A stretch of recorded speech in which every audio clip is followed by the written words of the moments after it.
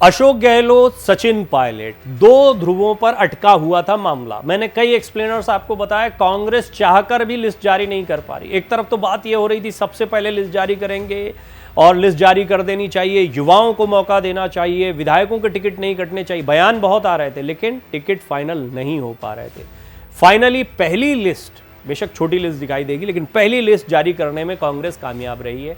इस लिस्ट को लेकर बहुत माथापच्ची हुई है और वो माथापच्ची क्यों हो रही थी उसका भी एक सीधा सीधा संकेत मिल गया। सबसे पहले तो थोड़ा सा बैकग्राउंड जान लीजिए इस लिस्ट के बारे में जानने से पहले।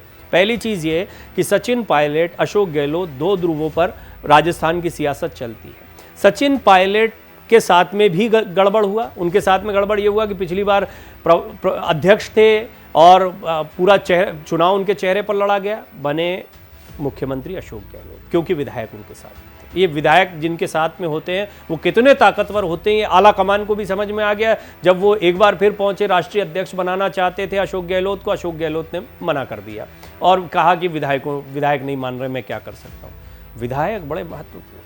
अब सवाल खड़ा होने लगा था कि टिकट किसको दिए जाएंगे, तो अशोक गहलोत यहाँ पर भी अपनी ताकत को दिखाना चाहते थे कि उनके साथ के लोगों को टिकट दिए जाए। और पायलट अब जानते हैं, अब ये खेल समझ गए, युवा चेहरा थे, अब तो राजनीति में इतना लंबा समय बिता दिया है। पायलट को बात समझ में आ गई, भाई जब तक समर्थकों को टिकट नहीं मिलेंगे, मेरे पक्ष के विधायक नहीं आएंगे, तब तक कभी ताकत नहीं बढ़ने वाली। एक कोशिश वो कर चुके थे, लेकिन बहुत मुट्ठी भर विधायक उनके साथ में गए थे। इधर निर्दलीयों और सब लोगों को जोड़कर अशोक गहलोत ने सरकार बचा ली थी। और अशोक गहलोत इसको कोट भी करते रहते हैं बार बार, पायलट के अगेंस्ट इसका इस्तेमाल भी करते हैं। बहरहाल पहली लिस्ट आई, किसका पलड़ा भारी रहा, किसकी चली गई। तो पहली महत्वपूर्ण बात तो ये है, पायलट के साथ मानेसर जाने वालों की चांदी हो गई है। कांग्रेस की पहली लिस्ट में सचिन पायलट के साथ मानेसर जाने वाले विधायकों को खूब तरजीह मिली है। पायलट के साथ मानेसर जाने वाले रामनिवास गावड़िया को पर्वतसर, मुकेश भाकर को लाडनू और विराटनगर से इंद्राज गुर्जर का टिकट फाइनल हो गया है।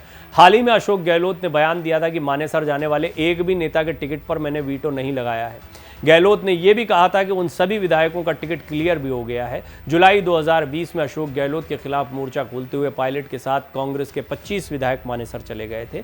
इनमें भंवरलाल शर्मा का निधन हो चुका है। मानेसर प्रकरण को मुख्यमंत्री अशोक गहलोत ने ऑपरेशन लोटस बताया था और बीजेपी पर सरकार गिराने का आरोप लगाया था। वहीं दूसरी तरफ सितंबर 2022 में कांग्रेस हाईकमान के खिलाफ बगावत करने वाले नेताओं के नाम होल्ड कर दिए गए हैं। इनमें शांति धारीवाल, प्रताप सिंह खाचरियावास और महेश जोशी जैसे कद्दावर नेताओं के नाम हैं। सितंबर 2020 में कांग्रेस हाईकमान के भावना के अनुरूप पार्टी के 82 विधायकों ने तब इस्तीफा दे दिया था जब उन्हें नए मुख्यमंत्री चुनने के लिए एक लाइन के प्रस्ताव पर सहमत होने के लिए कहा गया था। इस घटना के बाद अशोक गहलोत ने सोनिया गांधी से माफ़ी भी मांगी थी। अब ये बात तो बहुत स्पष्ट है कि इससे एक बात साफ हो गई है कि कहीं ना कहीं अशोक गहलोत जो चाह रहे थे, जिसकी वजह से मामला अटका हुआ था, उसमें उनको झटका लगा।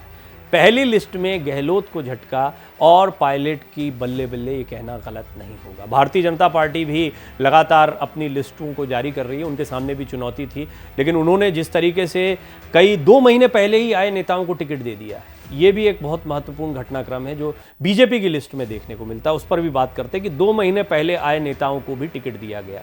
भारतीय जनता पार्टी ने नाथद्वारा सीट से कुंवर विश्वराज सिंह मेवाड़ को मैदान में उतारा। विश्वराज सिंह मेवाड़ महाराणा प्रताप के वंशज हैं, वो हाल ही में बीजेपी में शामिल हुए थे।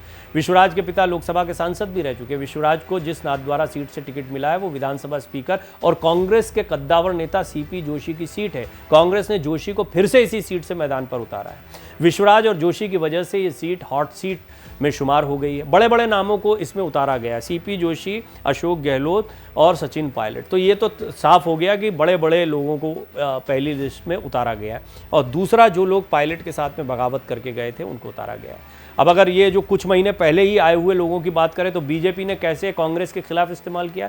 विश्वराज के अलावा बीजेपी ने हाल ही में कांग्रेस से आए ज्योति मिर्धा को नागौर सीट से टिकट दिया है। ज्योति नाथुराम मिर्धा की सियासी विरासत को संभाल रही हैं। मैंने एक बहुत डिटेल पैकेज इस पर बनाया है कि इस जगह की, इसमें नागौर में हनुमान बेनीवाल का गढ़ माना जाता है, इस जगह की अपनी एक सियासत है और ये बहुत पहले से चली आ रही है। अब बीजेपी ने 8 विधायकों के टिकट भी काटे हैं। उम्मीदवारों की दूसरी लिस्ट में बीजेपी ने 8 विधायकों के टिकट काट दिए। इनमें सूरसागर से सूर्यकांता व्यास, मकराना से रूपाराम मुरवातिया, चित्तौड़गढ़ से चंद्रभान आकिया और सूरजगढ़ से सुभाष पूनिया का नाम प्रमुख है। चित्तौड़गढ़ सीट पर चंद्रभान आकिया के समर्थकों ने विरोध भी शुरू कर दिया है। पार्टी ने इस सीट से नरपत सिंह राजवी को मैदान में उतारा है। विद्यानगर सीट से चुनाव लड़ते थे, जहां से दिया कुमारी इस बार मैदान में है। पिछले चुनाव में बीजेपी को 73 सीटों पर जीत मिली थी। पार्टी ने विधायकों के टिकट किस आधार पर काटे हैं, इसको लेकर कोई बयान सामने नहीं आया। हालांकि इस बार डैमेज कंट्रोल के बड़े नेता पहले से मैदान में उतर गए। इन सीटों पर दोनों पार्टियों के उम्मीदवार तय हुए हैं, वो बता देता हूं अब आपको एक बार फिर। राजस्थान में कांग्रेस और बीजेपी के बीच मुख्य मुकाबला है।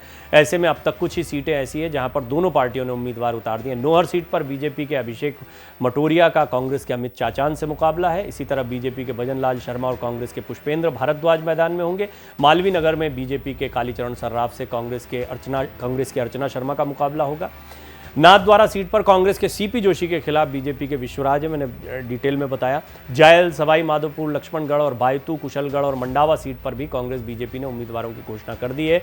सवाई माधोपुर में बीजेपी के कद्दावर नेता किरोड़ी लाल मीणा का मुकाबला कांग्रेस के दानिश अबरार से होगा। लक्ष्मणगढ़ सीट पर कांग्रेस प्रदेश अध्यक्ष गोविंद सिंह डोडासरा के खिलाफ बीजेपी के सुभाष महरिया हैं।